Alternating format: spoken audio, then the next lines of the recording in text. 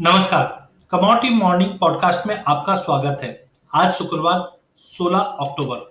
कल के सेशन में हमने एक मिला जुला ट्रेड बुलियन इंडेक्स में आते हुए देखा।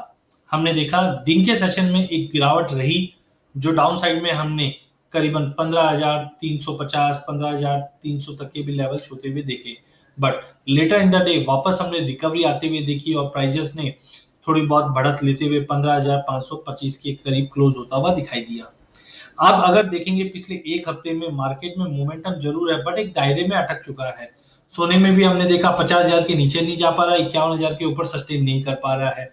जिस ढंग से स्टिमुलस को लेकर अनसर्टेनिटी जो बनी हुई है, ये कहीं ना कहीं मुझे लगता है कि प्राइजेस में कंटिन्यू इलेक्शन से पहले तक कंटिन्यू रह सकती है। कल के सेशन में हमने देखा कि डोनाल्ड ट्रंप ने कहा कि कुछ स्टिमुलस हम वापस रिवर्क करके ला सकते हैं। जैसे ही अपडेट आई, सोने और चांदी में हमने एक उछाल आते हुए देखा, बट उछाल लिमिटेड रहा है। तो एज ऑफ नाउ आज का सेशन शुक्रवार एक प्रॉफिट बुकिंग का डे रह सकता है। आज का दायरा जो बुलियन डेस्क में रहेगा वो 15,400 से 15,600 के बीच का रहेगा। कल हमने गोल्ड में रिकवरी देखी, प्राइजेस 50,700 के ऊपर क्लोज होता हुआ दिखाई दिया। अनलेस एंड अनटिल 50,850 या 50,900 के ऊपर होल्ड नहीं करता है, फिर से गिरावट बढ़ सकती है, जो 50,600 से 50,400 तक का लेवल दिखा देगा। चांदी में 62,500 के नीचे काउंटर वीक है, 60,000 का सपोर्ट रहेगा, ये दायरे में ही ट्रेड करते हुए दिखाई देंगे। कल हमने क्रूड में इनिशियली काफी बड़ी गिरावट आती हुई देखी, बट इन्वेंट्री के डेटा के बाद प्राइजेस में फिर से रिकवरी बनते हुए दिखाई दी और प्राइजेस 3,000 के करीब क्लोज होता हुआ दिखाई दिया। ओवरऑल डिमांड कंसर्न अभी भी बना हुआ है। जिस ढंग से ब्रिटेन के अंदर और यूरोप के अंदर फिर से लॉकडाउन जैसी सिचुएशन बनी हुई है, ये कहीं ना कहीं डिमांड में अनसर्टेनिटी लेके आती है और क्रूड में दबाव रहेगा। या टेक्निकली 3,050 के ऊपर जब तक प्राइजेस क्लोज नहीं करता है, 2,850 तक का लेवल फिर से देख पाएंगे। नेचुरल गैस में कल हमने कोल्डर वेदर का अपडेट और इन्वेंट्री का डेटा देखते हुए एक रिकवरी आते हुए देखी, बट ओवरऑल हमें लगता है जब तक 207-8 के ऊपर नहीं निकलता है, दायरा बना हुआ रहेगा। आज दिन के सेशन में गिरावट रह सकती है, जो 198 199 के करीब आने पे हम लेके चलेंगे, जो 206 से 208 तक का लेवल दिखा देगा। बेस मेटल में कल हमने काफी मिला जुला रिवर्स ट्रेंड देखा। एक तरफ हमने लेड में, निकल में गिरावट आते हुए देखी, वहीं कॉपर और जिंक में हमने तेजी बनते हुए देखी।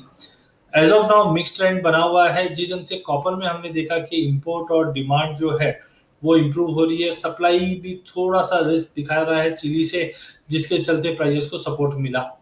जिंक के अंदर भी अनसर्टेनिटी बनी हुई है सप्लाई को लेकर, जिसकी वजह से प्राइजेस को सपोर्ट मिला।